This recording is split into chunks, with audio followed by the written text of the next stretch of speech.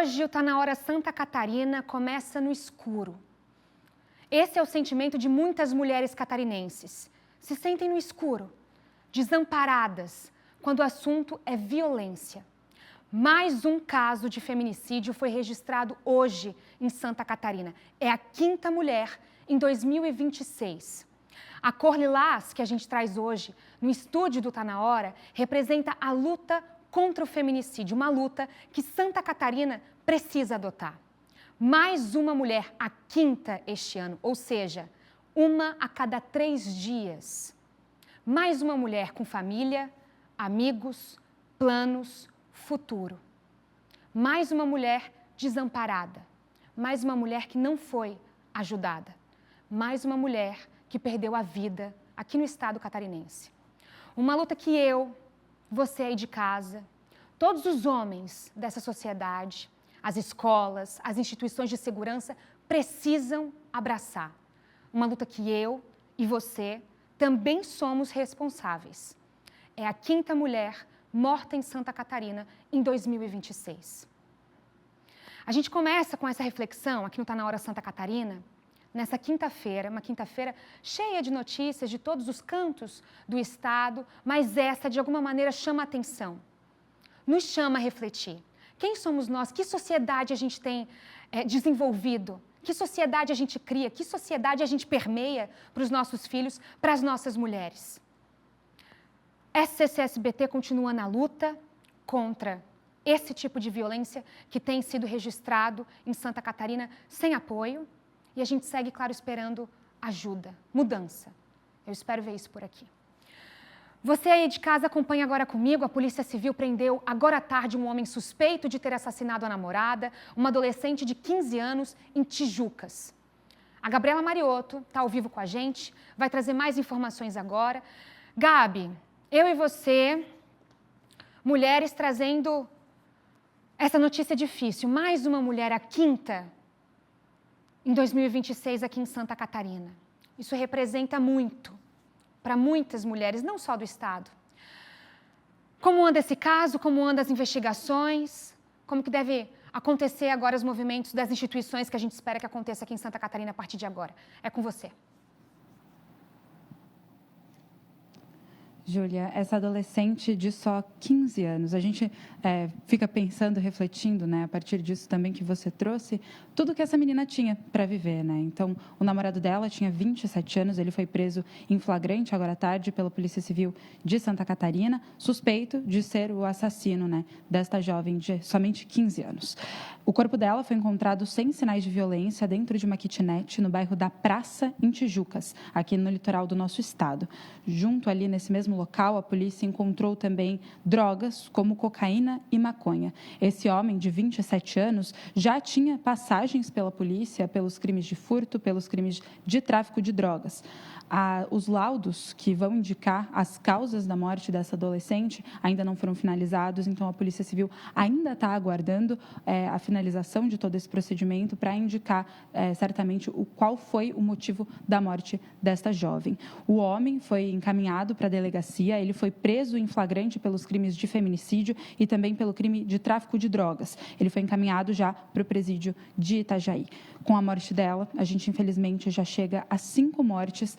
Só nesses primeiros 15 dias de 2026, 5 feminicídios, é uma mulher morta a cada 3 dias nesse começo de ano. E a gente fica sempre com aquele questionamento, né? Até quando essa situação continua aqui em Santa Catarina? Volto contigo aí no estúdio.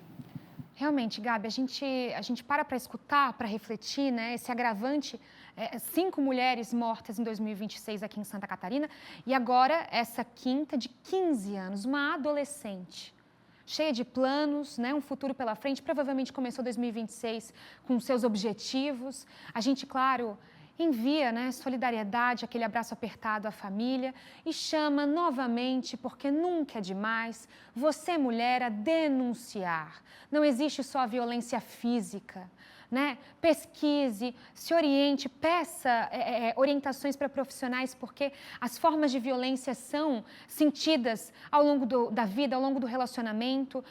A gente não precisa esperar por um tapa para denunciar. né? A gente não precisa esperar por um tapa para terminar o relacionamento. Esses sinais vêm muito antes. Obrigada, Gabi, pelas informações. A gente vai seguir aqui pelo estado, girando por toda Santa Catarina. A gente vai agora falar de uma situação trágica que aconteceu em Blumenau, uma situação preocupante, dinheiro público jogado no lixo. Vem comigo.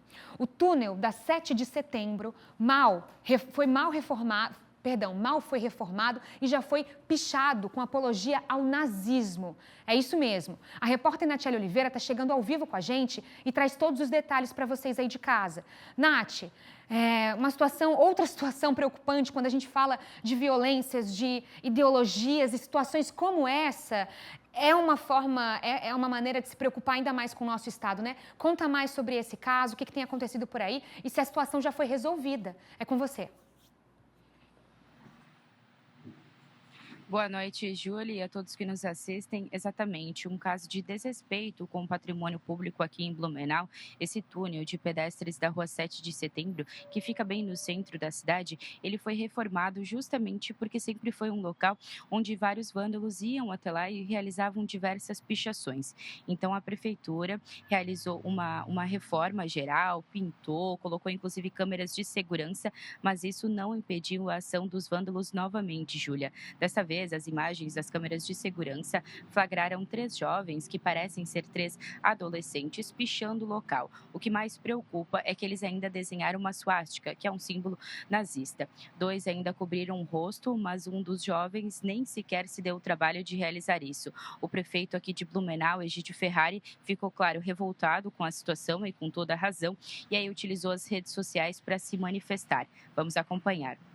Mais uma vez, o local que foi todo reformado, cuidado, colocado câmeras de segurança e tudo isso com o dinheiro do contribuinte foi pichado. Foi alvo de vandalismo. 3 vagabundos se uniram para pichar o local. Fizeram desenhos e até o símbolo nazista. Isso não vai ficar assim. E notem que eles fazem questão de aparecer. Um deles nem cobriu o rosto e ainda faz gestos para a câmera. Assim ficou mais fácil te identificar e poder te levar a responsabilização criminal. Pichação não é arte e não é manifestação de opinião.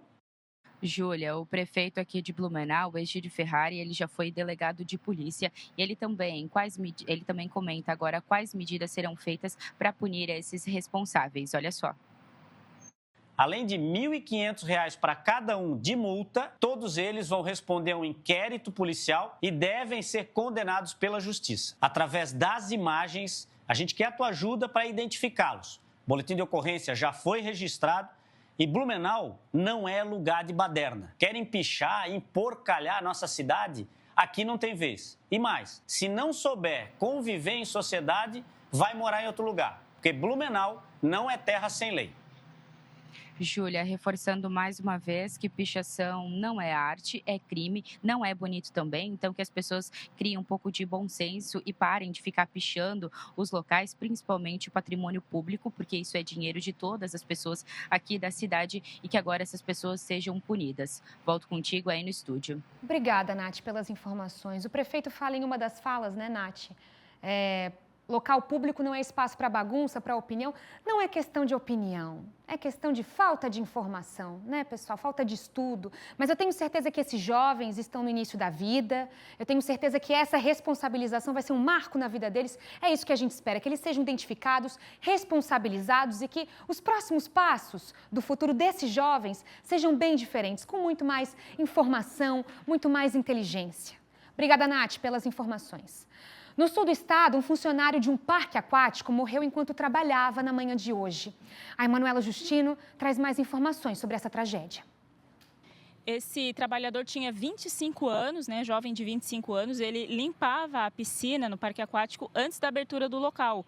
E aí, segundo informações, isso aconteceu por volta das 8 horas da manhã, provavelmente ele teve um mal súbito e acabou caindo na piscina, até porque o pessoal depois encontrou ele boiando ali no local. Foi acionado o SAER, o helicóptero, o serviço aeromédico, né, para ter uma resposta ainda maior, um atendimento mais rápido.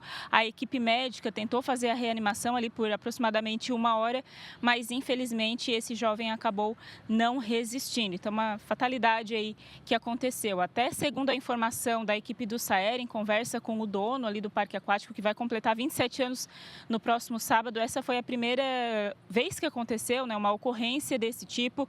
Infelizmente, então, né, não houve o que fazer, esse jovem acabou morrendo no local, morreu trabalhando, e a gente deixa aqui os nossos sentimentos aos colegas e familiares.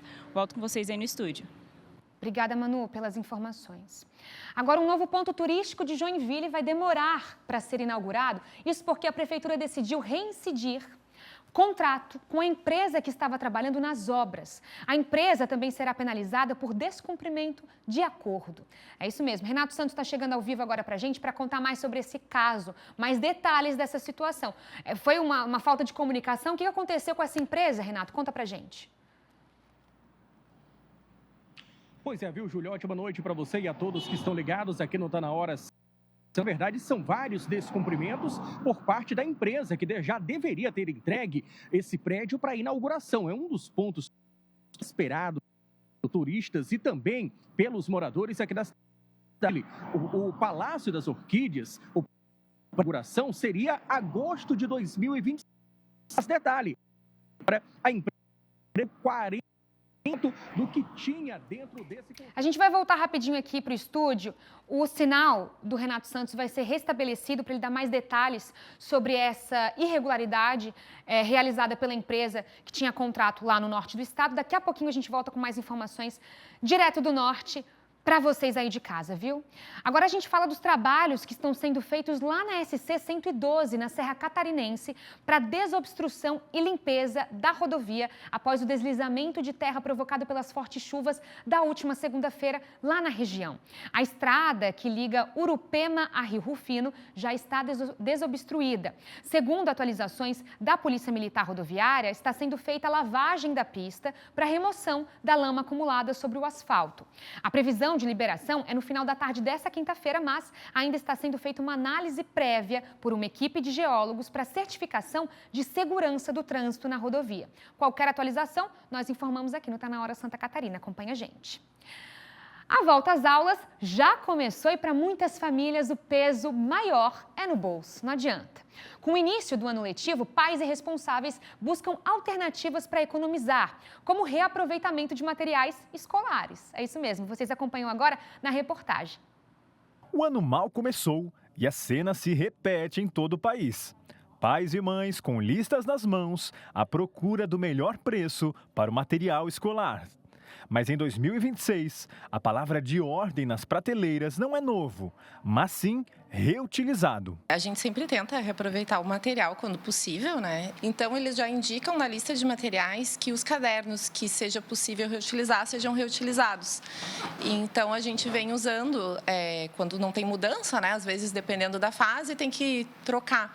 Mas se tiver como reutilizar, a gente sempre reutiliza. Uma pesquisa inédita feita pelo Instituto Locomotiva revela que 8 em cada 10 brasileiros decidiram dar uma vida nova ao que sobrou do ano passado.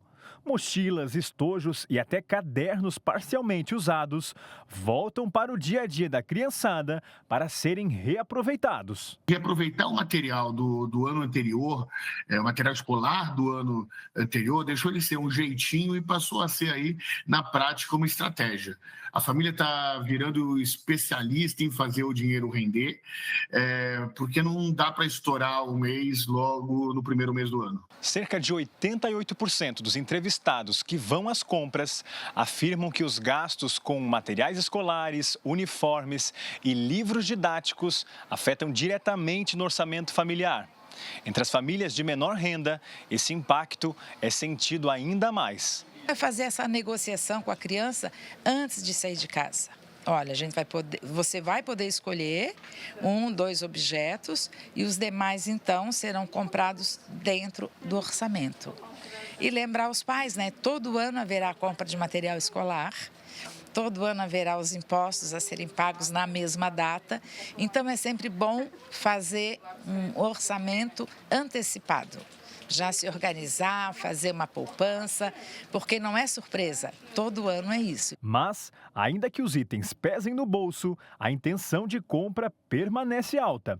9 em cada 10 brasileiros com filhos em idade escolar disseram que vão às compras para o próximo ano letivo. Só que desta vez, somente para pegar o que não puder ser reutilizado. Sempre que é possível, mesmo sendo pouco, é bastante, né? Ainda mais que eu tenho 2. Então, assim, é tudo em dobro. O que realmente tem que comprar sempre é lápis de cor, porque, enfim, acaba. Essas borrachas, enfim, isso aí sempre tem que comprar.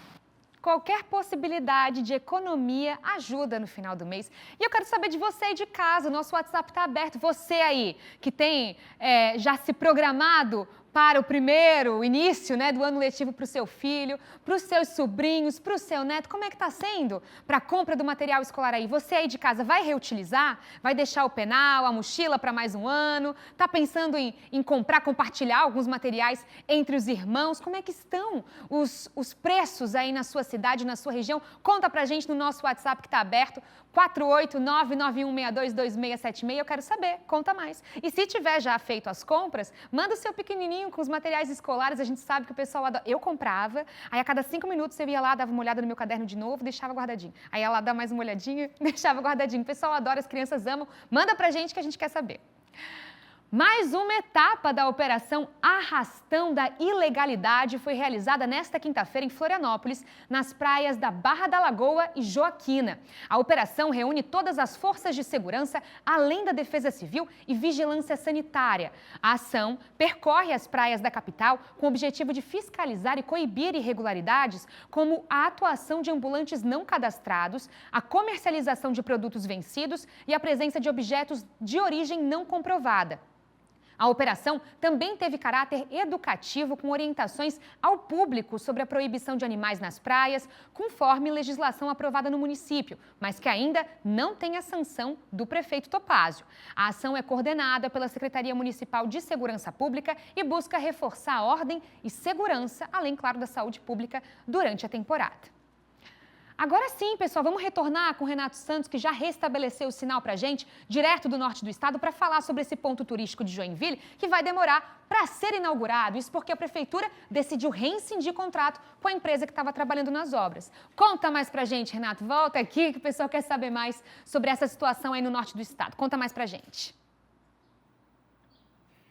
Exatamente isso, viu, Júlia? Esse Parque das Orquídeas, que foi inspirado naquele parque lá de Curitiba, a capital do Paraná, deveria ter sido entregue em agosto de 2025. Pelo menos era o prazo de conclusão dessa obra, mas a empresa não cumpriu com esse prazo e só fez 40% dessas obras. E diante desse não cumprimento, a prefeitura decidiu reincidir o contrato com essa empresa. Esse termo foi divulgado no dia de hoje no Diário Oficial do município. Além disso, a prefeitura ainda apura outras irregularidades e outros descumprimentos por parte dessa empresa. Vale ressaltar que em novembro de 2025, a prefeitura já havia penalizado essa mesma empresa com uma multa de quase R$800 mil por descumprimento de algumas normas, e ainda havia dito que essa empresa não poderia mais concorrer a licitações pelo prazo de 6 meses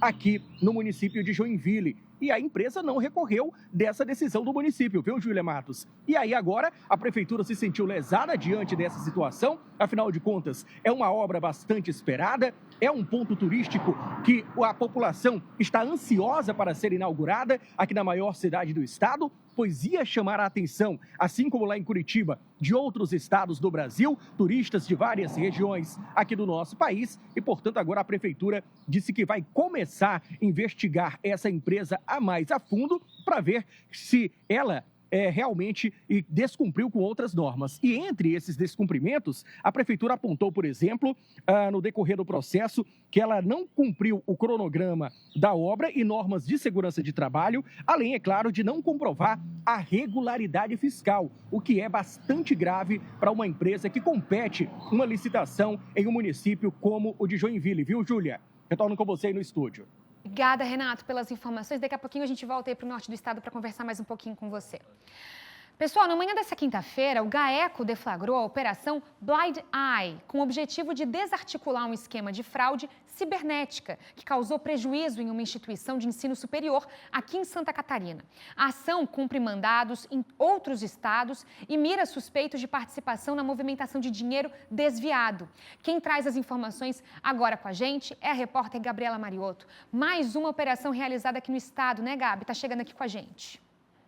Esse caso foi investigado pelo CyberGAECO do Ministério Público de Santa Catarina em parceria com a Polícia Civil de Chapecó. Tudo começou a partir de uma denúncia feita pela própria instituição de ensino quando se deram conta do sumiço de cerca de R$330 mil das contas bancárias. A partir dali, os investigadores identificaram a presença de um malware no sistema interno que teria, através do uso ali da credencial de uma das funcionárias, acessado as contas bancárias e feito transferências tanto através de boletos quanto através de transferências Pix para contas de laranjas. Então, tanto as chaves Pix eram excluídas quase que imediatamente após as transferências e os valores também eram transferidos de uma conta para outra muito rapidamente para dificultar justamente o trabalho dos investigadores na tentativa ali de identificar os criminosos. O promotor de justiça responsável por esse caso falou com a nossa equipe, dando alguns detalhes sobre essa identificação, esse processo de identificação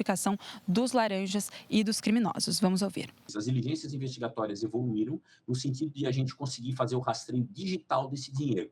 E aí nós chegamos a várias pessoas que emprestavam a conta, os laranjas, por isso até o nome da operação, porque aí a gente foi apurar se esses laranjas, e agora esse é o objetivo com aquilo que vai ser arrecadado na operação de hoje, nós verificarmos se essas pessoas só cediam as contas ou se elas tinham vantagem. E esse foi um caso que chamou a atenção dos investigadores, porque é uma tecnologia nova, é uma tecnologia avançada e muito mais complexa do que o que a gente chama de engenharia social, que era o que os criminosos estavam acostumados a usar, ou seja, o envio de links ou o contato através de um perfil, convencendo ali as pessoas a fazerem esse tipo de transferência bancária. Então, agora, tanto o CyberGAECO quanto a Polícia Civil continuam nessa tentativa de identificar os criminosos responsáveis por toda essa situação e também na tentativa de reaver todo esse valor que foi roubado das contas dessa instituição de ensino. Volto contigo aí no estúdio. Informações com Gabriela Mariotto, é isso aí. A gente vai agora, pessoal, para o portal SCC10. Você aí de casa deve ter acompanhado hoje no nosso portal, porque a Polícia de Santa Catarina apreende remédios injetáveis no Paraguai escondidos em bolsa térmica, é isso mesmo. A Polícia de Santa Catarina apreendeu medicamentos injetáveis sem procedência durante uma abordagem em Palma Sola. Os remédios estavam escondidos em uma bolsa térmica dentro de um carro e os ocupantes informaram que os haviam comprado no Paraguai, porém não apresentaram receita médica nem documentação legal para importação. Diante da irregularidade, o caso foi encaminhado à Polícia Federal e tanto os medicamentos quanto o veículo foram levados à Receita Federal em Dionísio Cerqueira. A polícia reforçou que a entrada de medicamentos no Brasil só é permitida para uso pessoal e com receita médica válida. Você aí de casa pode acompanhar todos os detalhes aqui com a gente no portal SCC10 e, claro, mais destaques de todo o estado. Vem direto para cá que a gente está te esperando, olha aí. Atualizou para você. O novo modelo de gestão da Ilha do Campeche, em Florianópolis, apresentou nessa temporada uma redução de visitantes. O local era conhecido por sua superlotação e, após a implementação de regras unificadas, com a fiscalização reforçada com um sistema de videomonitoramento, o limite diário de 800 visitantes passou a ser respeitado com mais rigor. Dados mostram que, enquanto na temporada passada houve 10 dias de superlotação, chegando a quase 2.000 pessoas em um único dia, neste verão foram registrados apenas 4 episódios de extrapolação. O modelo, construído desde 2022 a partir de uma ação do Ministério Público Federal, busca equilibrar turismo e preservação ambiental. A gente segue acompanhando por aqui. Gravatal está em alerta devido ao surto de escorpiões amarelos, situação aí que preocupa as autoridades. A gente vai conferir agora os detalhes com a Emanuela Justino. Esse é um alerta feito pela Vigilância do município de Gravatal, porque já é considerado um surto, porque até agora, só em 2026, já foram 44 escorpiões amarelos encontrados. E se a gente considerar os números do ano passado, já quase que empatou, porque o ano passado inteiro foram 45 animais que foram capturados e até agora já foram 44. O escorpião amarelo, que é considerado, então, o mais venenoso da América do Sul, a picada dele realmente é muito letal. Segundo foi informado, afeta o sistema nervoso, também pode causar insuficiência cardíaca, edema pulmonar e também leva um risco ainda maior para crianças e idosos. Então, em várias localidades foram encontrados esses animais, por isso uma atenção maior. Como o próprio nome já diz, o escorpião amarelo, ele tem uma cor amarelada aí para o pessoal poder identificar. Em caso de dúvidas, jamais colocar a mão, não manusear esses animais. A orientação é não usar também inseticida, até porque acaba não eliminando. Então, realmente entrar em contato com a vigilância do município. E, é claro, né, se tiver alguma dúvida, também pode entrar em contato com eles. Não ter acúmulo de lixo, acúmulo de entulho, de objetos também é uma opção para prevenir a chegada desses animais. E quem quiser mais informações ou orientações também pode entrar em contato diretamente com a vigilância. Tem um número aí de telefone que está aparecendo na tela, porque realmente é um caso já considerado surto, né? Então, até agora já foram 44 animais, considerando que o ano passado foram capturados 45, por isso que precisa também da colaboração da população, fazendo essas medidas de prevenção, né? Retirando entulhos, terrenos baldios que tem muita coisa acumulada e caso veja um animal como esse, não manusear diretamente e entrar em contato com a vigilância. Volto com vocês aí no estúdio. Fica a orientação para vocês aí de casa. Obrigada, Manu, pelas informações.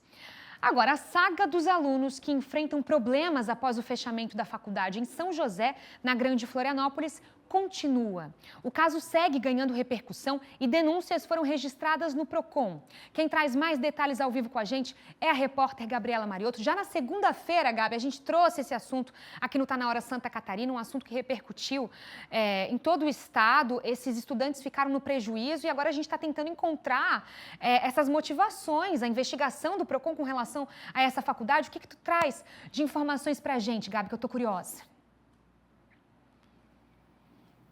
Júlia, a motivação do fechamento dessa faculdade é justamente o que o Procon também quer saber, porque eles deixaram, né, foram 21 denúncias recebidas pelo Procon estadual por parte desses alunos que saíram no prejuízo em toda essa situação, e o que mais choca é que eles deixaram o processo de matrícula aberto para esses alunos, mesmo sabendo que iriam fechar as portas. Então, a motivação desse fechamento, desse encerramento das atividades, é o que o Procon também quer saber. E justamente por conta disso, eles tinham agendado para hoje à tarde uma reunião com os representantes dessa instituição de ensino. A gente, inclusive, estava lá para acompanhar parte dessa reunião, só que ninguém compareceu. Eles chegaram a ser notificados pelo Procon, tem, inclusive, no documento a assinatura deles, mostrando que eles tinham ciência de que haveria essa reunião e optaram por não comparecer.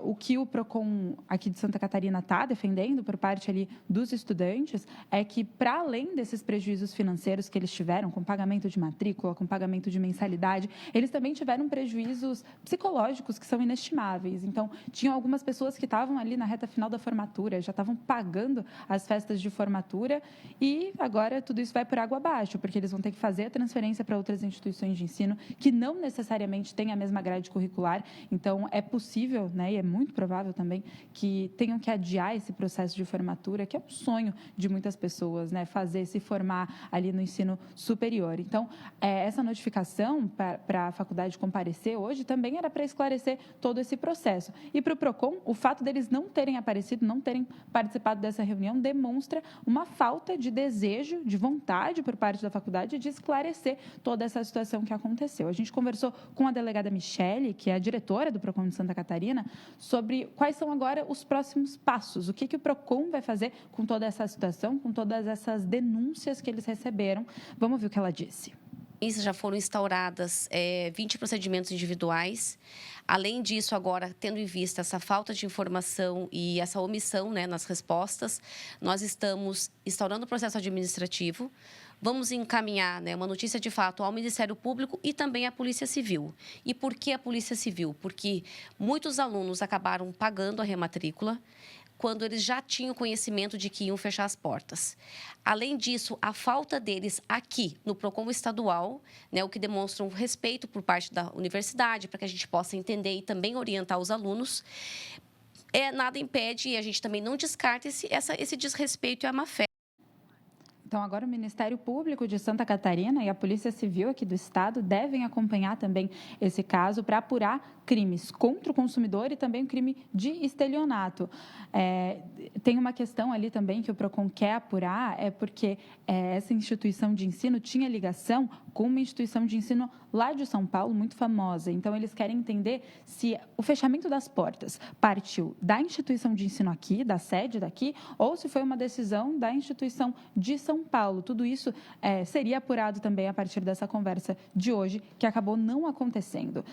A gente deixa, claro, a orientação para os alunos que também foram lesados por essa situação toda, que quem não abriu ainda um processo dentro do PROCON, não fez essa denúncia ali dentro do PROCON, que faça, né? É possível fazer isso tanto para o PROCON de Santa Catarina, quanto para o PROCON de São José, que é onde ficava localizada essa instituição de ensino, porque quanto mais denúncias eles tiverem, né, mais corpo ganha toda essa denúncia. A gente tentou novamente contato com essa faculdade, até agora a gente ainda não conseguiu, mas no site deles tem uma nota, vou pedir para o pessoal colocar aí as informações que constam. Eles afirmam, ao longo de todo o corpo dessa nota, que fizeram uma reunião no dia 7 de janeiro, avisando ali para os alunos que iriam fechar as portas e que também eles estão auxiliando em todo esse processo de transferência dos alunos dessa instituição para outras instituições. Então, os estudantes também podem acessar, através ali da secretaria da faculdade, todos os meios, todos os mecanismos, as formas para conseguirem fazer essa transferência da forma mais tranquila o possível no meio de todo esse caos que é essa situação. A gente continua, claro, acompanhando toda essa situação, até porque agora, a partir de agora, que essa denúncia foi passada para a Polícia Civil e para o Ministério Público de Santa Catarina, deve-se ter outros desenrolares em toda essa situação. Volto contigo aí no estúdio, Júlia. Eu tenho certeza disso, Gabi. Obrigada pelas informações. A gente tem acompanhado esse caso que é absurdo, sem resposta dessa faculdade, os estudantes não têm resposta, nem o PROCON, uma instituição respeitada, que fez o convite, fez o documento, registrou esse encontro, não teve o comparecimento da faculdade.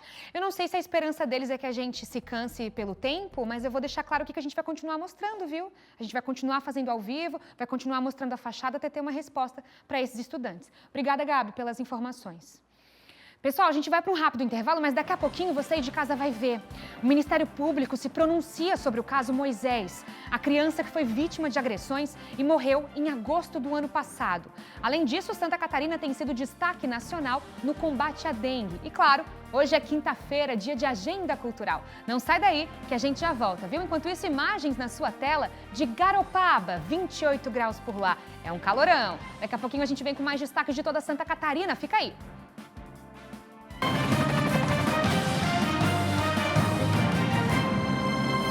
Voltamos com o nosso Tá Na Hora Santa Catarina. Vem, pessoal, chega que tem muito destaque do estado. Tem notícias boas chegando também, viu? O ano de 2025 foi de muito trabalho para o Corpo de Bombeiros Militar em Blumenau. A corporação registrou um aumento significativo das ocorrências, todas elas atendidas pela instituição de respeito. A repórter Natiele Oliveira traz ao vivo mais informações. Nath, esse balanço está chegando, início do ano 2026 vem com esses dados de tudo que é instituição. Alguns dados são daqueles que a gente comemora, outros são um pouco mais complicados, né? Que ocorrências foram essas? Aumento delas aí em Blumenau. Conta mais. Isso mesmo, Júlia. 2025 foi de bastante serviço para os bombeiros militares aqui de Blumenau. A corporação registrou um aumento expressivo em basicamente todas as ocorrências, o que mostra que cada vez mais a cidade tem demandado desse serviço emergencial por aqui. O atendimento que teve maior destaque são os atendimentos pré-hospitalares, Júlia, que são aqueles primeiros socorros que geralmente acontecem após acidentes de trânsito. Um aumento de 16% em relação ao ano anterior, de 2024, com 7.143 registros de ocorrências desse caso. O Major Montelevisky, comandante da 1ª Companhia do 3º Batalhão de Bombeiros Militar, comenta um pouco mais sobre esse balanço. Olha só. O total do atendimento do ano 2025 foram aproximadamente 30 mil atendimentos, quase 30 mil atendimentos realizados aí somente em Blumenau, incluindo as atividades de segurança contra incêndio e pânico. Esse aumento, ele sobretudo representa um reflexo direto do investimento que vem sendo realizado aí nas atividades do 3º Batalhão, especificamente aqui em Blumenau, seja na modernização da frota, dos equipamentos, também dos procedimentos operacionais e principalmente do nosso conteúdo humano, né? Das pessoas que trabalham aqui diariamente. Então, Júlia, então esses dados reforçam que a importância das equipes, dos bombeiros de prontidão sempre aqui nas ruas. A gente também lembra que o número do Corpo de Bombeiros Militar é 193 e a gente deixa aqui os nossos parabéns para esses bombeiros, uma profissão tão bonita. Volto contigo aí no estúdio. O seu parabéns, o meu também. Nath, eu trabalhei no Corpo de Bombeiros, você também, né? Confirma pra mim. É isso. A Nath também trabalhou, pessoal, e a gente sabe, eu acho que na prática, né, a beleza que é essa profissão. São profissionais muito bem preparados, lidam com vidas o tempo inteiro. Não é só apagar fogo, não, pessoal, é muita ocorrência difícil, lida com muitas famílias, acidentes, são vidas, né? E a gente tem uma admiração grande por eles, né, Nath? E é isso, pessoal, a gente vai seguir agora por mais regiões catarinenses. Daqui a pouquinho a gente volta com a Nath lá em Blumenau, viu? Vocês aí de casa, agora eu preciso falar de um assunto muito sério com você. A gente tem acompanhado esse caso desde 2025, um caso que repercutiu e chocou muitas famílias aqui em Santa Catarina. Vocês aí lembram do caso Moisés? Moisés Falque da Silva, de 4 anos, morreu no dia 17 de agosto, em Florianópolis, após dar entrada em uma unidade de saúde em estado gravíssimo. Registros médicos e laudos periciais apontam que a criança foi vítima de agressões ao longo de vários meses. Agora, o Ministério Público de Santa Catarina apresentou as alegações finais do processo que apura a morte da criança e pediu que o padrasto de Moisés vá à júri popular por homicídio qualificado e tortura. A investigação aponta que Moisés, autista não verbal, sofreu agressões recorrentes por meses, com diversos ferimentos pelo corpo e morreu em decorrência de uma hemorragia causada por traumatismo. Na atualização mais recente, o Ministério Público confirmou a inclusão de causas de aumento de pena pelo fato de a vítima ser pessoa com deficiência e por o crime ter sido cometido pelo padrasto. A mãe da criança também é ré no processo, acusada de homicídio qualificado e tortura por omissão, mas responde, claro, em liberdade provisória, enquanto o padrasto segue preso preventivamente. O Ministério Público informou ainda que o caso tramita em segredo de justiça. E o pai, né, pessoal? A gente quer saber onde está o pai nessa história, o resto dos familiares, quem acompanhava essa criança. Essa criança de 4 anos passou por alguma instituição, passou por alguma creche, algum centro educacional. A gente vai seguir acompanhando o caso e atualizando para vocês aí de casa. Uma criança de 4 anos. A Receita Federal registrou o maior número de apreensões de materiais ilícitos e de posse do crime organizado em 2025. O prejuízo causado às organizações criminosas ultrapassa mais de R$1 bilhão. A gente vai chamar o Renato Santos de volta ao vivo aqui pra gente para trazer esses dados. Renato, a informação é contigo. Pois é, viu, Júlia? Ao longo de 2025, a gente mostrou aqui no Tá Na Hora várias operações que foram realizadas, principalmente no Porto de Itapuá, aqui no litoral norte, onde a Receita Federal fez a apreensão de drogas, a apreensão de materiais ilícitos e também de outros equipamentos que vieram de outros países ou que estavam indo para outros países. E aí, o contrabando acabou perdendo. E a Receita Federal decidiu, nesta quinta-feira, divulgar o balanço de todas as operações que foram realizadas ao longo do último ano. E o prejuízo para os criminosos foi muito grande. A Receita Federal contabilizou R$1,55 bilhão só em material apreendido.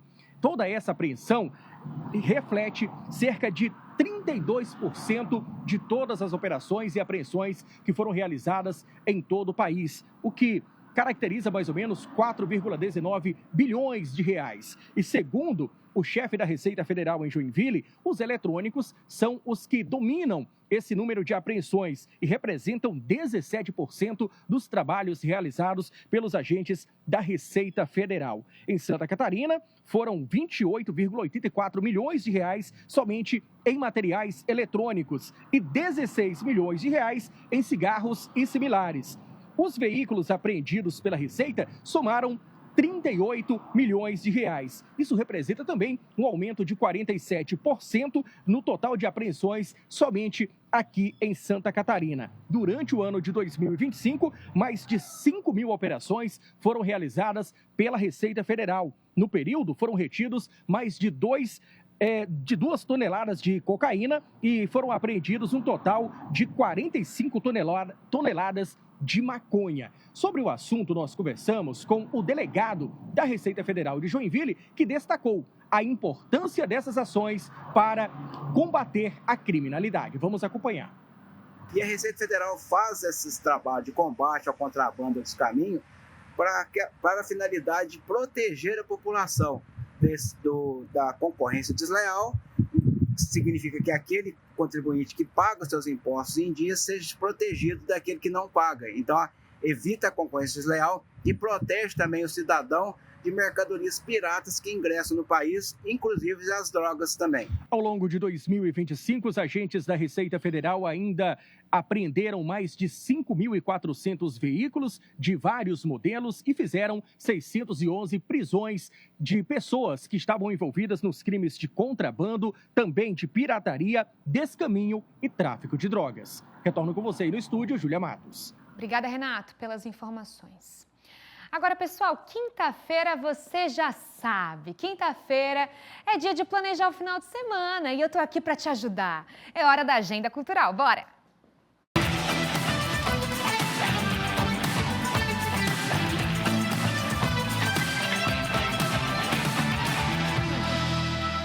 A Casa da Cultura Didi Brandão, em Itajaí, iniciou 2026 com uma programação intensa de exposições gratuitas.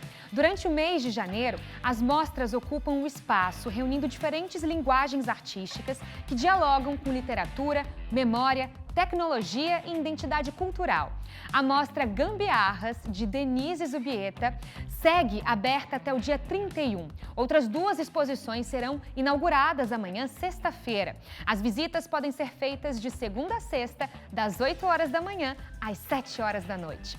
E Itajaí, pessoal, celebra neste sábado os 50 anos da imigração africana, com um festival gastronômico e cultural africano na sede recreativa do Porto, na Praia do Atalaia. O evento homenageia 8 famílias que chegaram à cidade em 1976, vindas de Angola. A programação começa às 9 horas da manhã com um torneio de futebol, segue com almoço típico de Angola, Cabo Verde e Moçambique e inclui apresentações musicais e aulas de danças africanas. Os ingressos custam R$40 e a renda é destinada à associação. A gente vai conferir agora um trechinho do que vem por aí e é emocionante, olha só. Você já imaginou juntar o que pudesse carregar nas mãos e sair de casa às pressas, no escuro, deixando para trás parte da sua família, seus amigos, para nunca mais voltar? Atravessar o Oceano Atlântico com a sua família num barco de pesca, poxa, a história deles é de cinema, né? Aí minha mãe já entrou em desespero, não conseguimos ir, não consegui falar com a minha irmã, não consegui falar com meus avós, não falar com meus primos, né? Não consegui falar com ninguém. Porque Angola era um país de muitas Áfricas e de um Portugal. Lindo projeto. Agora, como parte das comemorações dos 150 anos de Jaraguá do Sul, o Festival Internacional de Música de Santa Catarina realiza 3 concertos comemorativos gratuitos no mês de janeiro. As apresentações acontecem nos dias 16, 17 e 23, sempre às 19 horas, em diferentes locais da cidade. O primeiro concerto realizado no dia 16 será com a orquestra do FEMUSC, interpretando obras de Tchaikovsky. Nos dias 17 e 23 é a vez da banda sinfônica do festival se apresentar. Os concertos têm duração aproximada de 1 hora e abertos ao público, sem necessidade de retirada de ingressos. E mais, pessoal, a festa pomerana iniciou nessa última quinta-feira com uma programação que valoriza a cultura e as tradições germânicas. Entre os destaques desse final de semana estão os shows da super banda Knux, que se apresenta nesta sexta-feira, além do desfile típico também na noite de sexta. No sábado, a festa segue ao longo do dia com apresentações folclóricas, encontro de grupos de dança e shows como os Montanari e a super banda Bavária. A programação também inclui competições típicas e atrações culturais distribuídas pelos pavilhões do evento. Você aí de casa tem que conferir, viu? Agora, a Santa Cannabis completa 7 anos de atuação neste mês de janeiro e celebra a data com a exibição do documentário A Santa Cannabis, uma história de amor e esperança, no dia 17, às 19 horas, no Largo Antonieta de Barros, no centro de Florianópolis. A associação é referência nacional em cannabis medicinal e já atendeu cerca de 30 mil pacientes. O evento é aberto ao público e tem como objetivo provocar a discussão pública sobre a cannabis medicinal e ampliar o processo dos tratamentos alternativos, eficazes e sem efeitos colaterais. E você aí de casa que tá ligado no Tá Na Hora Santa Catarina, você sabe o que vai começar amanhã? É o Arena Farofa. E essa não vai ser qualquer edição do Arena Farofa, viu? Vai ser a maior edição de todas. Foi montada uma estrutura gigantesca e uma programação repleta de shows e atividades. Com a programação começando amanhã, a partir do meio-dia, a partir da 1h05, pela primeira vez na história, teremos os 3 apresentadores do A Tarde é Nossa apresentando o programa ao vivo, direto do Arena Farofa. Então não perca, amanhã, 1h05 da tarde, direto de Balneário Camboriú, e A Tarde é Nossa vai estar aí ao vivo com vocês. Sem contar, claro, todo o resto da programação que vai rolar por lá, finalizando a programação de amanhã às 19 horas com o show da banda Laritoral, aliás. A gente espera, claro, você aí de casa para poder participar desse momento importante para o nosso SCC SBT. Vai lá, dá uma passadinha. Agora, pessoal, você aí de casa tem acompanhado aqui com a gente e o aeroporto de Chapecó bateu recorde histórico em 2025. Foram quase 650 mil passageiros embarcando e desembarcando ao longo do ano. O maior número já registrado desde a inauguração do terminal. O repórter Felipe Bastos tem mais informações para vocês aí de casa. O número representa um crescimento de 4,7% em relação a 2024 e foi alcançado antes mesmo do encerramento do ano de 2025, ainda no mês de dezembro. Só para a gente ter uma ideia nesses dados, além do aumento no número de passageiros, também cresceu a movimentação de aeronaves. Ao longo do ano passado, foram mais de 5.300 pousos e decolagens, um aumento de 11,5% na comparação com o ano anterior. Já o mês de novembro foi o mais movimentado do ano no aeroporto de Chapecó, com quase 63 mil passageiros, número bem acima da média mensal registrada no aeroporto. O supervisor de segurança operacional do aeroporto de Chapecó gravou um vídeo para a gente contando mais detalhes. Acompanhe. Tudo isso proporcionado pelas obras de requalificação que a Voychap promoveu, tanto no terminal de passageiros quanto no lado ar do aeroporto, com mais segurança operacional. Também tínhamos a adição dos voos para Florianópolis pela Gol Linhas Aéreas, somados às já operações das Azul Linhas Aéreas também, aumentando as ligações com a capital catarinense e também fortalecendo o Chapecó como um hub regional e fortalecendo ainda mais a economia do nosso oeste catarinense. Além do crescimento operacional, o aeroporto de Chapecó também se destaca pelas ações de sustentabilidade.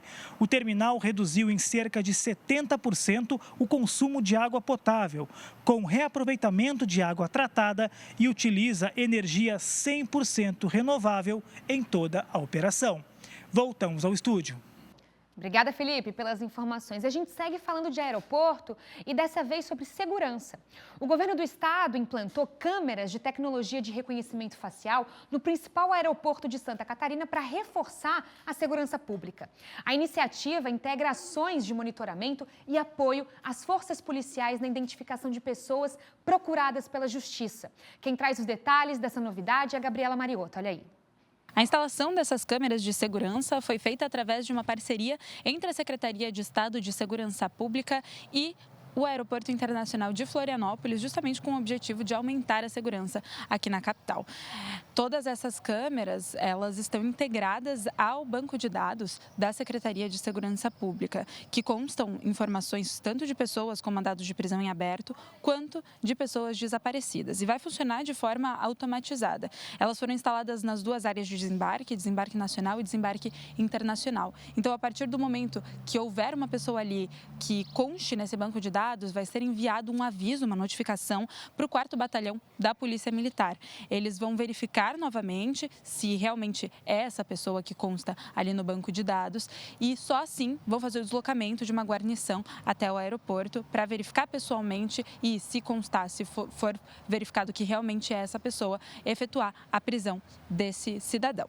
A gente já tem câmeras como essa instaladas aqui na cidade, inclusive o governador de Santa Catarina esteve no aeroporto para verificar essa novidade, mas uma outra câmera que funciona está na região central de Florianópolis. Inclusive, na tarde de terça-feira, foi responsável pela prisão de um homem que tinha um mandado de prisão em aberto pelo crime de tráfico de drogas na fronteira entre o Brasil e o Paraguai. Ele foi abordado pelas equipes, verificaram que ele usava documentos de uma outra pessoa que também tinha mandado de prisão em aberto e ele foi preso na região central de Florianópolis. A gente vai continuar acompanhando como que vai ser, os primeiros dias de funcionamento dessas câmeras aqui no aeroporto da capital. Volto contigo aí no estúdio. Perfeito, obrigada, Gabi, pela apuração. E a gente segue agora falando também de tecnologia, porque a Serra Catarinense está ampliando o uso desta tecnologia de segurança pública com investimentos que chegam a R$1 milhão para a implantação e expansão de sistemas de vídeo monitoramento com reconhecimento facial. Ele tem se ampliado em várias regiões do estado, O sistema operado pela Polícia Militar tem como objetivo reforçar o combate à criminalidade, identificar pessoas com mandados de prisão em aberto e auxiliar em casos de desaparecimento. A eficácia da tecnologia já foi comprovada com a prisão de um homem no terminal rodoviário de Lages após alerta emitido pelas câmeras. Além da segurança, o monitoramento também deve auxiliar na fiscalização ambiental e administrativa, contribuindo para mais ordem e qualidade na vida da região. Agora, o Procon de Tubarão retomou a fiscalização nos postos para verificar se tem ou não alterações nos combustíveis. A informação é com a Emanuela Justino. Essa fiscalização começou em julho do ano passado, tinha dado uma pausa e agora o Procon retomou em todos os postos de combustíveis. Eles utilizam um aparelho que é chamado fotômetro. Então, ele pega uma quantidade do combustível e verifica se realmente aquilo que a pessoa está pagando, que o consumidor está pagando, é aquilo que vai para o tanque. Então, aí, em aproximadamente 7 segundos, menos de 10 segundos, já é possível verificar se a quantidade está certa ou se tem algum tipo de adulteração. Realmente é para fazer com que esse produto esteja com o volume dentro daquilo que é exigido por lei, o padrão de qualidade. Inclusive, a orientação do Procon é que o consumidor pode pedir também, cada vez que for abastecer, para fazer esse tipo de teste, que é o chamado teste de proveta. Então, se o consumidor quiser, cada vez que for abastecer, o posto tem que ter esse equipamento para fazer o teste ali na hora e para levar mais segurança aí, para saber se realmente a qualidade e a quantidade do que está sendo comprado é realmente aquilo que é entregue, Então, a gente acompanha por aqui também essa ação que é feita pelo Procon, que sempre divulga essas informações e orienta também os consumidores em relação à qualidade. Volto com vocês aí no estúdio. Obrigada, Manu, pelas informações. Agora, Santa Catarina tem sido destaque nacional no combate à dengue. Olha só que lindo. Entre 2024 e 2025, a redução no número de casos e também de óbitos trouxe um alívio para a população. O resultado é atribuído a um conjunto de ações, entre elas campanhas intensivas de combate ao Aedes aegypti, vigilância epidemiológica, vacinação e a implantação do método Wolbachia. Você conhece esse método? A gente vai conferir agora na reportagem. O clima típico do verão, com temperaturas altas e chuvas mais intensas, acende um alerta para os especialistas da área da saúde. Esse é o ambiente perfeito para a proliferação do mosquito Aedes aegypti, transmissor da dengue, zika e chikungunya. A gente sabe que nesse período de maiores temperaturas e também a gente começou a ter um regime maior de chuvas, diferente do que a gente viu no ano de 2024 para 2025. Então, esse aumento do regime de chuvas acaba fazendo com que o Aedes aegypti prolifere com maior velocidade e com isso a gente possa ter aí novos surtos e epidemias da doença em várias regiões do estado. Em Santa Catarina, o número de casos de dengue teve uma redução de 92% em 2025 em comparação com 2024. Ficou acima da queda registrada nacionalmente, que ficou em 70%. O número de mortes também registrou uma queda expressiva, indo de 341 em 2024 para 22 em 2025. Resultado de uma série de ações tomadas pela Secretaria de Estado da Saúde, que devem continuar em 2026. Nós estamos trabalhando muito com estratégias, aprimorando estratégias existentes. Então, tem o famoso Fumacê, que são aquelas caminhonetes, enfim, mas, para além disso, a nossa vigilância epidemiológica a nível estadual também está trabalhando com novos produtos de borrifação, né, nas paredes de espaços públicos, por exemplo. Mas, para além disso, nós temos a vacina recente do Butantan, que, em tese, será de uma única dose. Eles iniciaram agora a fase inicial em 4 municípios do país, em toda a população, e essa vacina de início deve ser para os profissionais e trabalhadores da área da saúde, e depois vai expandir para o resto da população. Uma das ações de combate à dengue foi a implantação do método Wolbachia. A estratégia, uma parceria da Fiocruz, Ministério da Saúde, Secretaria de Saúde e dos municípios, foi aplicada em Joinville, a maior cidade catarinense, há 1 ano e meio. Somada com as demais soluções implantadas pelo Estado, atingiu resultados impressionantes. Uma redução de 98% no número de casos de dengue entre 2024 e 2025. Nenhuma morte foi registrada nesse período. Com os números positivos na cidade, o Ministério da Saúde ampliou a área de abrangência da metodologia para outras 2 cidades, Blumenau e Balneário Camboriú. O método Wolbachia não é um método curativo, ele não vai resolver um problema que está naquele momento. Ele é um método preventivo, né? Porque ele envolve ações de engajamento comunitário, né? De mobilização da população. Não é só soltar mosquitos. E mesmo a liberação dos mosquitos leva cerca de 6 meses. Então é um processo. Terminando esse verão agora, desse ano, a gente espera que o próximo, né? Os próximos verões sejam mais brandos, sabe? Então a gente precisa aguardar um pouquinho, ter um pouquinho de tranquilidade, de aguardar, mas Joinville, né, como ela já está completando ali cerca de 1 ano e meio, 2 anos da primeira implementação, a gente já tem visto uns resultados bastante interessantes. Apesar dos bons resultados no último ano, o alerta continua em todo o estado. Uma das preocupações da Secretaria de Estado da Saúde é a entrada de um novo subtipo de dengue em Santa Catarina. O subtipo 3, que infectou o interior de São Paulo no ano passado, está aos poucos se espalhando pelo restante do país. Então, a gente é suscetível a esse subtipo 3. Então, entrando o subtipo 3 no nosso estado, nós podemos voltar a ter grandes epidemias e aí com uma gravidade maior. Quando a gente tem o que a gente chama de infecções sequenciais, né? A gente tem primeiro o subtipo 1, o 2 e, por exemplo, depois o 3. Quando a gente tem essa terceira infecção, a gente aumenta o risco de doença grave. Sintomas como febre alta, dor de cabeça e manchas vermelhas espalhadas pelo corpo são tipicamente associados à dengue. É muito importante que a pessoa que tenha uma febre que dure ali mais de 24 horas, que eu tomei um medicamento para baixar a febre, em casa a febre não baixou, eu tenho outros sintomas juntos, né, como essa dor no corpo, essa dor nas articulações, essa dificuldade de alimentação, dor de cabeça, sintomas respiratórios aí que podem, né, confundir com essas doenças respiratórias quando o período de transmissão começa a se misturar. Então, a gente precisa, então, procurar o serviço de saúde mais próximo da residência. E mesmo com todas as ações adotadas pela Secretaria de Saúde, ações individuais ainda são parte essencial da rede para barrar o mosquito. Tirar qualquer resíduo de água parada de dentro de casa, do trabalho e da escola ajudam a impedir o aumento de casos da doença. A gente insiste no pedido da população, para além do trabalho que nós estamos fazendo em contato com os municípios, para que possam nos ajudar nesse trabalho preventivo de evitar água parada. E não é só o vasinho de planta da senhora, né? É calhas, caixa d'água, sujeira nos terrenos, né? Que qualquer tampinha de garrafa serve para o mosquito proliferar. Muito bem. Ontem, aqui no Tá Na Hora Santa Catarina, a gente mostrou o caso de um bebê de apenas 2 meses que foi recolhido pelo Conselho Tutelar por suspeita de violência. Violência essa feita pela família. Foi um recolhimento preventivo. Acontece agora que o Ministério Público de Santa Catarina pediu à Justiça a homologação do acolhimento institucional emergencial desse bebê em Itajaí após a constatação de situação grave de risco envolvendo violência doméstica e descumprimento de medida protetiva. Durante o atendimento, a mãe minimizou a gravidade do caso e resistiu a adotar medidas de proteção que contribuiu para a decisão de afastar a criança do ambiente familiar.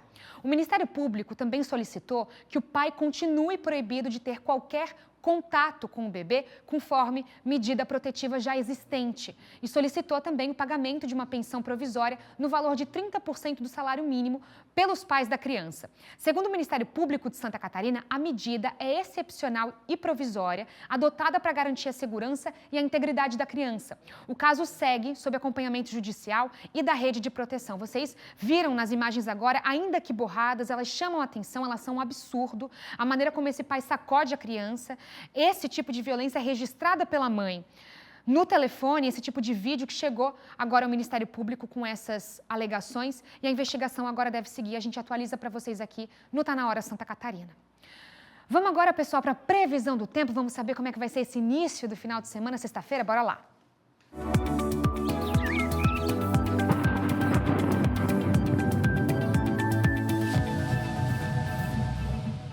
Na sexta-feira, o dia começa abafado, muito próximo, muito parecido com todos os dias dessa semana, né? Sol predominando em Santa Catarina, as temperaturas sobem muito rápido ao longo do dia, o calor segue intenso, com máximas acima dos 30 graus em todo o estado, podendo chegar a 37 no oeste, litoral sul, litoral norte, Vale do Itajaí. A partir da tarde, o avanço de uma frente fria, combinado com forte calor, aumenta a instabilidade, traz pancadas de chuva e temporais isolados em todas as regiões, com raios, rajadas de vento, chuvas pontualmente intensas e a chance de granizo continua. O risco é baixo a moderado para ocorrências meteorológicas e os ventos sopram de nordeste a noroeste, passando a sudoeste no fim do dia, especialmente na divisa com o Rio Grande do Sul. Vamos dar aquele giro nas regiões catarinenses? Olha aí. Máxima de 33 graus que devem ser registrados nessa sexta-feira no oeste e extremo oeste de Santa Catarina. Vale do Itajaí deve chegar a 37 graus. Não vai ser fácil para o povo do Vale, viu? Nossa Serra Catarinense também fica entre 16 e 32 graus nessa sexta-feira. Norte de Santa Catarina com máxima de 33 graus. Grande Florianópolis também registrando a mesma máxima. E sul do estado entre 14 e 35 graus nesta sexta-feira. As cidades que vocês mais pedem nas nossas redes sociais, no nosso WhatsApp, estão aqui, ó, separadinhas para vocês. Palhoça na Grande Florianópolis entre 19 e 32 graus. Possibilidade de temporal já no final do dia. Xanxerê com máxima de 32, sol durante a tarde garantido por lá. Pomerode entre 20 e 33 graus. Balneário Camboriú com pouca amplitude térmica entre 24 e 26 graus nessa sexta-feira. E Jaraguá do Sul, no norte do estado, com máxima de 32. E chuva também garantida no final do dia. A gente vai para um rápido intervalo, mas antes disso, vocês aí de casa já sabem. É amanhã o Arena Farofa em Balneário Camboriú. Maria Esther, Laércio Botega e Dona Maricotinha estarão ao vivo no A Tarde é Nossa, direto da orla central da praia de Balneário Camboriú. A Arena Farofa vai estar montada em frente à Praça Tamandaré no dia 16, aliás, do dia 16 ao dia 25 de janeiro, com muitas atrações, shows com música ao vivo, brincadeiras, atividades físicas, entrega de brindes e muito mais. Vem se divertir com a TV mais querida de Santa Catarina, a gente vai estar te esperando. Enquanto isso, pessoal, a gente vai trazer imagens da nossa Santa Catarina chegando aqui. Inclusive, quando a gente retornar do intervalo, tem mais informações sobre o lançamento do Carnaval de Joinville, viu? Como que vai ser essa folia do litoral norte catarinense? A gente também te conta daqui a pouquinho no Tá Na Hora Santa Catarina. Mas você está acompanhando aí Praia da Ferrugem, em Garopaba, 27 graus por lá. Calorão também nesse final de quinta-feira, viu? Daqui a pouquinho, mais destaques do estado aqui no Tá Na Hora. Eu te espero.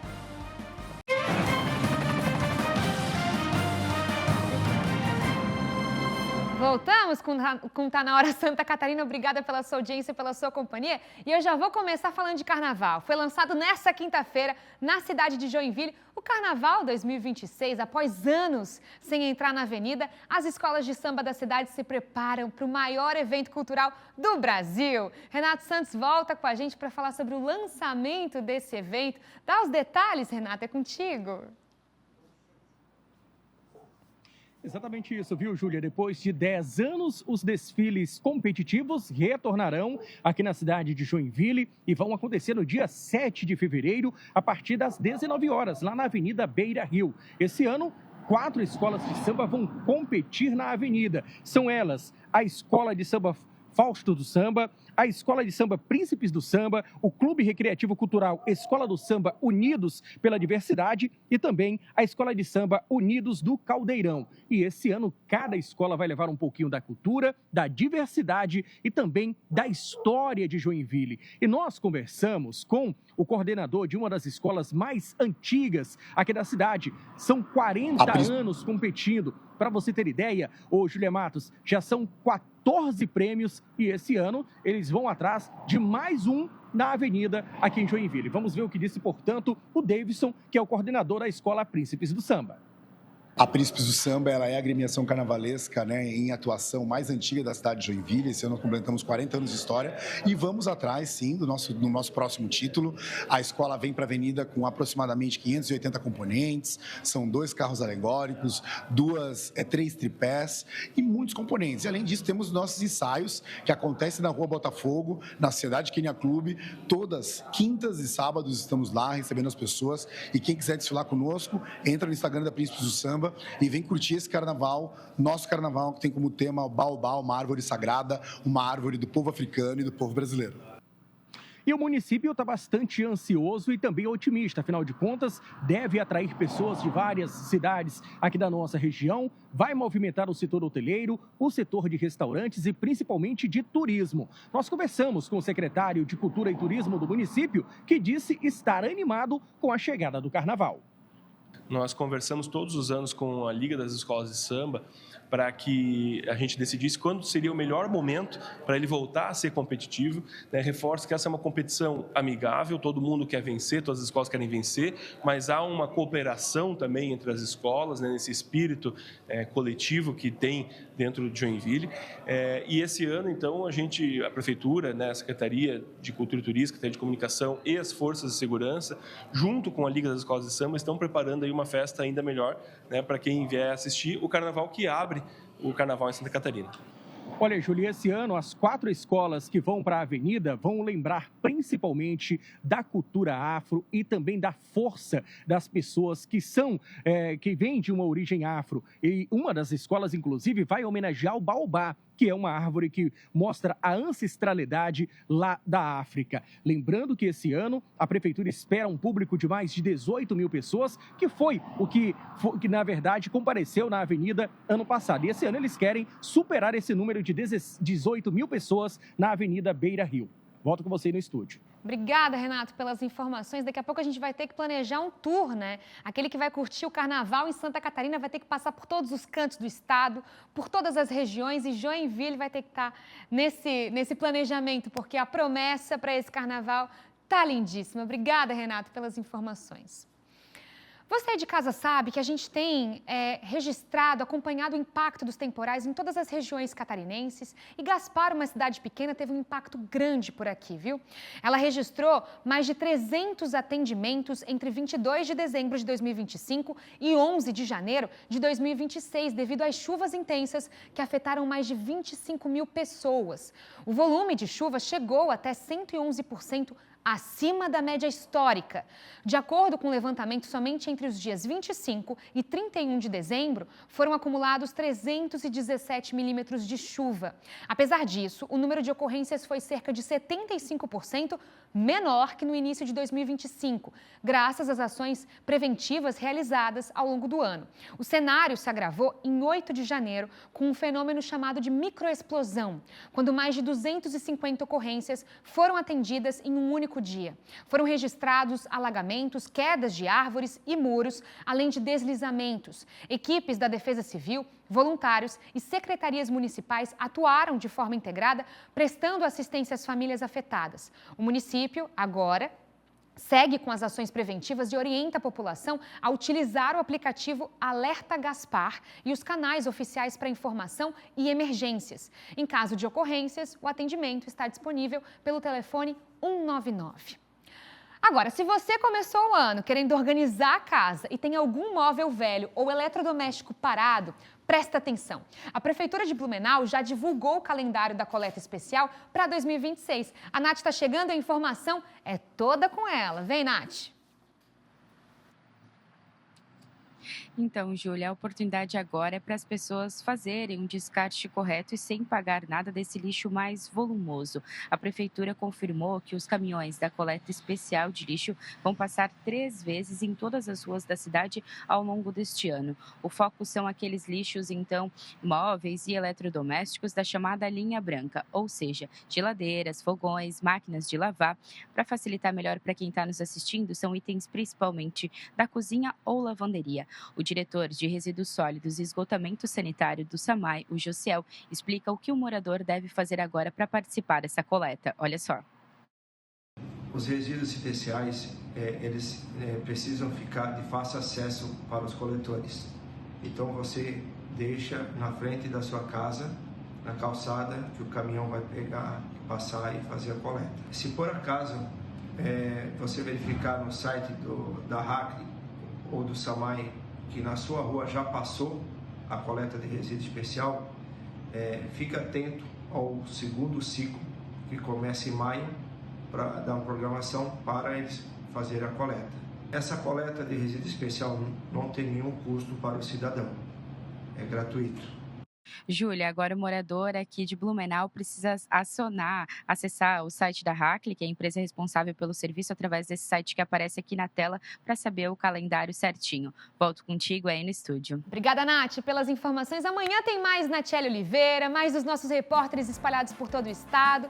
Tá na Hora Santa Catarina, amanhã, 18h30, vai estar aqui com você. E olha que amanhã tem o início da Arena Farofa, vai ter muita informação, muita brincadeira, muita coisa boa na praia de Balneário Camboriú e a gente te espera lá, viu?